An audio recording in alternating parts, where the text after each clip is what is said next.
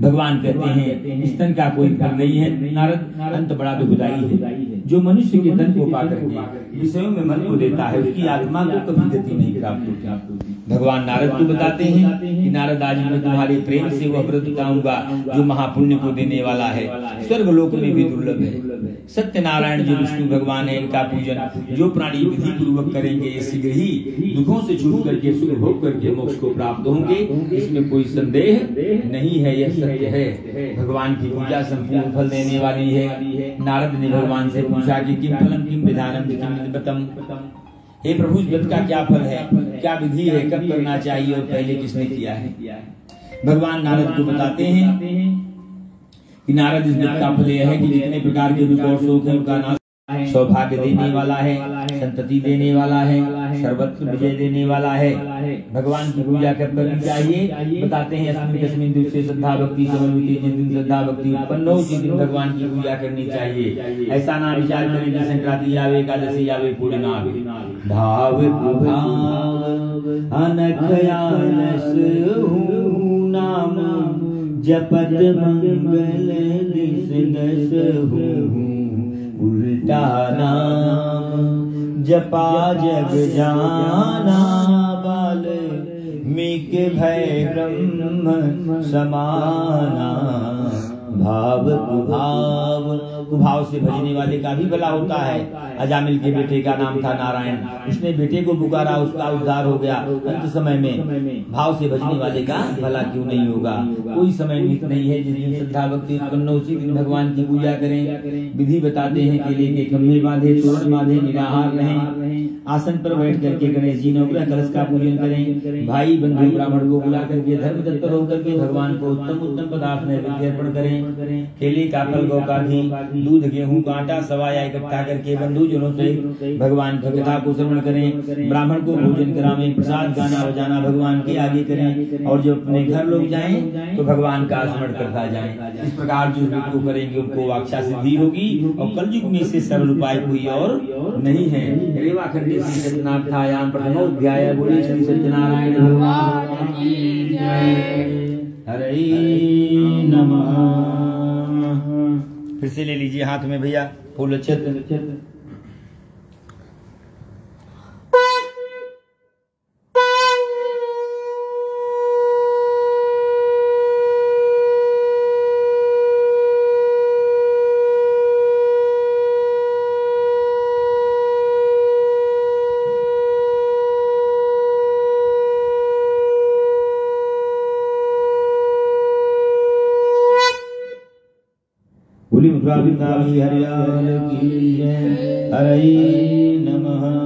आइए दूसरे अध्याय की कथा सुनते हैं। श्रीमन नारायण नारायण नारायण, श्रीमन नारायण नारायण नारायण, भजमन नारायण नारायण नारायण, नारायण प्रभु नारायण नारायण प्रभु नारायण, यहाँ नारायण वहाँ नारायण, यहाँ नारायण वहाँ नारायण, जहाँ देखो वहाँ नारायण नारायण, जहाँ देखो वहाँ नारायण नारायण, सत्य नारायण नारायण नारायण, भजमन नारायण नारायण नारायण, तुझ में नारायण मुझ में नारायण, तुझ में नारायण मुझ में नारायण, सब में नारायण नारायण नारायण, सत्य नारायण नारायण नारायण, भजमन नारायण नारायण नारायण। बोले श्री सत्यनारायण भगवान की जय। हरे नमः।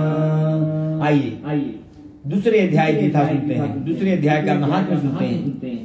इस व्रत को सबसे पहले किसने किया? काशीपुरी आपको मालूम है। काशी का ऐसा मत है कि काशी का अंत नहीं होगा, काशी को महादेव त्रिशूल पे धारण करते हैं। काशी अनंत है जिसका अंत नहीं होगा। काशी का हर युग में वर्णन आता है। काशीपुरी में एक सतानंद नाम के ब्राह्मण रहते हैं। जो गरीब हैं, भिक्षा मांगते हैं कुटुंब पालने के लिए, फिर भी परिवार का पालन नहीं होता। ऐसे दुखी ब्राह्मण को भगवान ने देखा तो दया आ गई। भगवान को दया आ गई। भगवान को ब्राह्मण प्रिय है। भगवान ब्राह्मण का रूप बनाते हैं और उस भिक्षा मांगने वाले ब्राह्मण के पास जाते हैं और उससे पूछते हैं कि ब्राह्मण देवता नित्य पृथ्वी पर घूमते रहते हो, इसका मुझे कारण बताओ। वह ब्राह्मण बोला कि मैं तो कुटुंब पालने के लिए भिक्षा मांगता हूँ प्रभु, अगर इससे छुटकारे का उपाय आप जानते हैं तो बताएं, जिससे कि मेरी दरिद्रता छूट जाए। तब ब्राह्मण का रूप धारण करने वाले भगवान ने उस भिक्षा मांगने वाले ब्राह्मण को इस बात के बारे में बतलाया कि हे ब्राह्मण देवता, मेरे उपदेश से तुम सत्यनारायण जो विष्णु भगवान है इनका पूजन करो। जो प्राणी इनकी विधि पूर्वक पूजा करते हैं दुखों से छूट जाते हैं। इसमें कोई संदेह नहीं है, यह सत्य है, आपको विश्वास होना चाहिए। कल युग सम युग याद नहीं, जो नर कर विश्वास, गाय राम गुण गण विमल, नर तर भी नहीं प्रयास। कलयुग से बढ़िया कोई युग नहीं है जिसे भगवान पे विश्वास। हे ब्राह्मण देवता, सत्यनारायण भगवान की पूजा करो। सारी विधि बताई भगवान ने भिक्षा मांगने वाले ब्राह्मण को, और कुछ दूर पर जाकर के भगवान सत्यदेव अंतर ध्यान हो।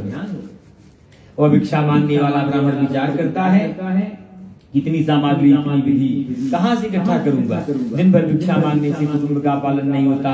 ऐसी बातों को सोच ब्राह्मण को निद्रा नहीं आई। दूसरे दिन वह ब्राह्मण नित्य क्रिया से निवृत्त हुआ तो संकल्प किया कि आज जो भिक्षा मांगने से मिलेगा मैं भगवान सत्यनारायण की पूजा करूंगा।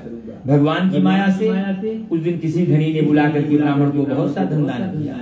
वो ब्राह्मण प्रसन्नतापूर्वक अपने घर आया, सभी सामग्री को इकट्ठा किया, अपने भाई बंधु को बुला करके भगवान का पूजन किया। धर्म तत्पर होकर के इस व्रत के प्रभाव से जो उसकी मान प्रतिष्ठा है वह बढ़ने लगी। हर महीने व्रत करने लगा, सभी सुखों को प्राप्त किया। सूत जी बताते हैं 88,000 ऋषियों से कि हे मुनियों, इस प्रकार जो व्रत को करते हैं उनको वाचा सिद्धि होती है, इसमें कोई संदेह नहीं है, यह सत्य है। आप लोग और क्या सुनना चाहते हैं। 88,000 ऋषियों ने कहा कि महाराज, भगवान ने ब्राह्मण को बताया इस व्रत के बारे में, तो ब्राह्मण के भी मुख से किसी ने सुना होगा। इस व्रत का महात्मा हम भी सुनने की इच्छा रखते हैं। ब्राह्मण ने भी किसी को इस व्रत के बारे में बताया होगा। तो सूत जी बताते हैं 88,000 ऋषियों से कि वही ब्राह्मण एक समय अपने धन के अनुसार, अपने ऐश्वर्य के अनुसार इस पृथ्वी पर पूजन करने के लिए उपयुक्त हुआ। उसी समय एक लकड़ी बेचने वाला लकड़हारा आया। वह लकड़हारा बड़े आश्चर्य में पड़ गया कि पहले तो झोपड़ी रहती थी, यहाँ पर इतना सुंदर महल कैसे बन गया। वह लकड़हारा बड़े आश्चर्य में पड़ जाता है कि पहले यहाँ एक झोपड़ी रहा करती थी, इतना सुंदर महल कैसे बन गया। जो माला बतासा लिए जा रहे थे सबने लकड़ी बेचने वाले लकड़हारे से कहा कि जो महल बना हुआ है ये ब्राह्मण का बना हुआ महल है। ऐसा सुनकर के लकड़हारे को आश्चर्य हो जाता है। लकड़ियों का बोझा लकड़हारा माथे से फेंक देता है और ब्राह्मण के महल में जाकर के ब्राह्मण को हाथ जोड़ करके प्रणाम करता है कि हे ब्राह्मण देवता, किसकी पूजा कर रहे हो आप। ब्राह्मण ने कहा कि काष्ठ विक्रेता, मैं भगवान सत्यनारायण की पूजा कर रहा हूँ। ये जो तू देख रहा है सब की कृपा से तो है। ऐसा सुनकर के वह लकड़हारा बहुत प्रसन्न हुआ। प्रसाद खा करके जल पी करके चला लकड़ियां बेचने, और रास्ते में ऐसा संकल्प किया कि आज जो कुछ भी लकड़ी बेचने से मिलेगा मैं भी भगवान सत्यनारायण की पूजा करूंगा। यहाँ धनी लोग रहते थे, ऐसे नगर में लकड़ियों को बेचने जाता है। लकड़ियों के दूना चौगुना दाम मिले लकड़हारे को। लकड़हारा प्रसन्नतापूर्वक अपने घर आया, सभी सामग्री को इकट्ठा किया, अपने भाई बंधु ब्राह्मण को बुला करके धर्म तत्पर होकर के भगवान को उत्तम उत्तम पदार्थ नैवेद्य अर्पण किया। केले का फल, गौ का घी, दूध, गेहूं का आटा, सवाया इकट्ठा करके बंधुजनों से भगवान का पूजन किया। इस व्रत के प्रभाव से लकड़हारे ने भी पृथ्वी पर धन और अस्त्र को प्राप्त किया और अंत में वैकुंठ को प्राप्त किया। रेवा खंडे श्री सत्यनारायण बतायाम द्वितीयो अध्याय। बोले श्री सत्यनारायण भगवान की जय। हरे नमः, हरे नमः, हरे नमः।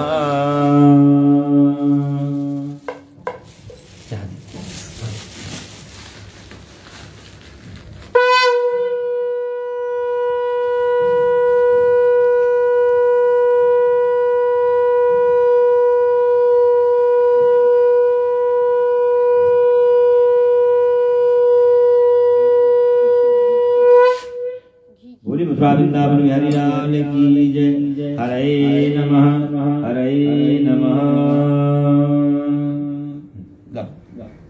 दे दो पंडित, बढ़िया महाराज, हो ही।